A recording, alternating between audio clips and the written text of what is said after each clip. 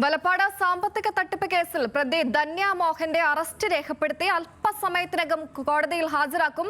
തട്ടിപ്പ് നടത്തിയതോ എന്ന കാര്യം ഉദ്യോഗസ്ഥർ വ്യക്തമാക്കുന്നത് പ്രതി ധന്യ ന്യൂസ് മലയാളത്തോട് പറഞ്ഞു. ചോദ്യം ചെയ്യലിനിടെ ധന്യ കുറ്റം സമ്മതിച്ചതായി കൊടുങ്ങല്ലൂർ ഡിവൈഎസ്പി VK രാജുവും പറഞ്ഞു.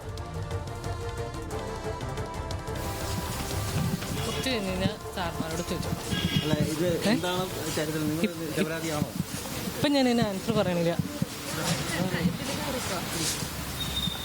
മറ്റുള്ളവർക്കൊക്കെ ഒരുപാട് സഹായങ്ങൾ ചെയ്തതായിട്ട് അറിയാൻ കഴിഞ്ഞു. ഇഷ്ടംപോലെ ചെയ്യാറുണ്ട്.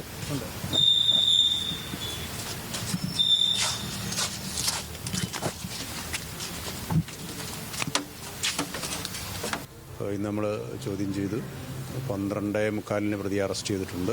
അറസ്റ്റ് ചെയ്ത് ഇപ്പോൾ കോടതി ഹാജരാക്കും. കൊടുങ്ങല്ലൂർ കോടതിയിൽ ഹാജരാക്കും. പ്രതിയുടെ കുറ്റസമ്മതം രേഖപ്പെടുത്തിയിട്ടുണ്ട്.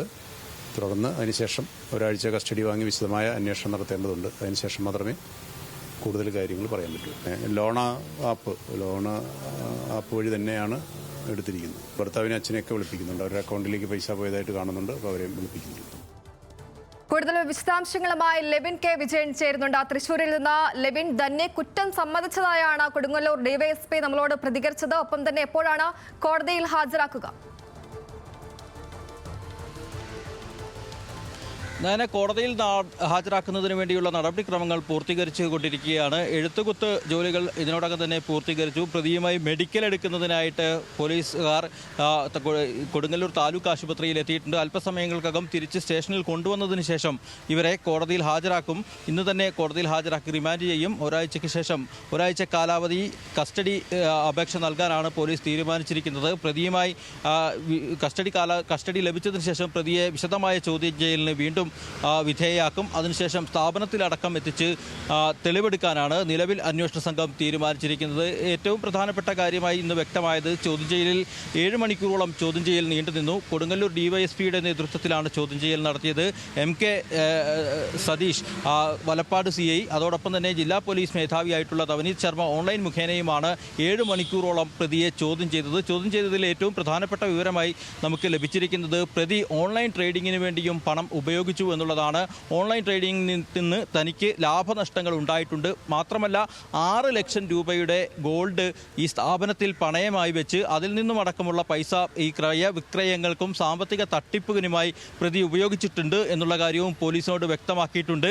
ഇത്തരം തട്ടിപ്പുകൾ കഴിഞ്ഞ 5 വർഷത്തിലേറെയായി നടത്തിയ തട്ടിപ്പുകളിൽ 19,94 ലക്ഷം രൂപയാണ് തട്ടിപ്പ് നടത്തിയതെന്നുള്ളതാണ് പോലീസ് സ്ഥിരീകരിച്ചിരിക്കുന്നത്. അതോടൊപ്പം തന്നെ ഈ പ്രതി ഈ വർഷങ്ങളായി നടത്തി വന്ന ക്രമക്കേടുകൾ കണ്ടെത്തിയത് അടുത്തിടെ കഴിഞ്ഞ ആഴ്ചകളിലായി ആഗോള തലത്തിൽ മൈക്രോസോഫ്റ്റ് സോഫ്റ്റ്വെയറിന് വിൻഡോസിനുണ്ടായ തകരാറിനെ തുടർന്നായിരുന്നു. ഈ തകരാറ് പരിഹരിക്കുന്നതിന് വേണ്ടി ഈ ധനകാര്യ സ്ഥാപനത്തിൻ്റെ ടെക്നിക്കൽ ജനറൽ മാനേജറായിട്ടുള്ള ഈ പ്രതിയോട് തന്നെ ധന്യ മോഹനോട് തന്നെ സ്ഥാപന മേധാവികൾ ഈ തകരാർ എന്ത് എന്നുള്ളത് പരിശോധിക്കണമെന്ന് ആവശ്യപ്പെട്ടു. ഇതേ തുടർന്നാണ് പരിഭ്രമിച്ച് ഈ പ്രതി താൻ ഇതുവരെ ചെയ്ത കുറ്റങ്ങൾ പിടിക്കപ്പെടുമെന്നുള്ള പരിഭ്രാന്തിയിൽ ഇവർ ഈ സ്ഥാപനത്തിൽ നിന്നും ഒളിവിൽ പോകുന്നത്. ഇതേ തുടർന്നാണ് അന്വേഷണ സംഘത്തെ ഈ സംഭവവുമായി ബന്ധപ്പെട്ട് പരാതി നൽകാൻ ഈ സ്ഥാപനത്തിൻ്റെ ഉടമസ്ഥർ തയ്യാറായത്. അത്തരത്തിലാണ് ഈ കേരളം അടുത്തിടെ കണ്ട വലിയ സാമ്പത്തിക തട്ടിപ്പുകളിൽ ഒന്നായ വലപ്പാട് സാമ്പത്തിക തട്ടിപ്പ് കേസിലേക്ക് പോലീസിന് വ്യക്തമായ സൂചനകൾ ലഭിക്കുന്നത്. ഇത് സംബന്ധിച്ച കൃത്യമായ വിവരങ്ങൾ ഡിജിറ്റൽ രേഖകൾ സഹിതം പോലീസിന് വ്യക്തമായ തെളിവുകളായി ലഭിച്ചിട്ടുണ്ട്.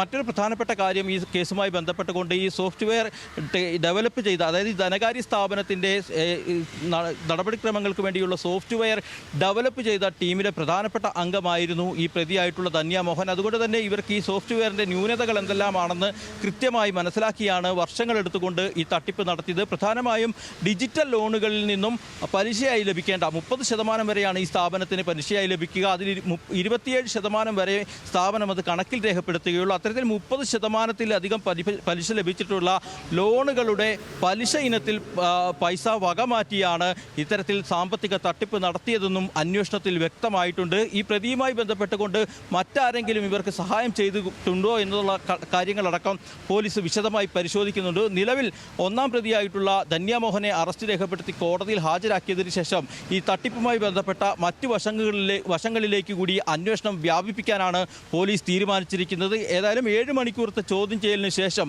പ്രതിയെ ഇന്ന് കോടതിയിൽ ഹാജരാക്കി റിമാൻഡ് ചെയ്യുമെന്ന് തന്നെയാണ് ഉദ്യോഗസ്ഥർ അറിയിച്ചിട്ടുള്ളത്. നയന, വലപ്പാട് സാമ്പത്തിക തട്ടിപ്പ് കേസിലാണ് അല്പസമയത്തകം ധന്യയെ കോടതിയിൽ ഹാജരാക്കും. വിവരങ്ങളാണ് ലെവിൻ കെ വിജയൻ നൽകിയത്.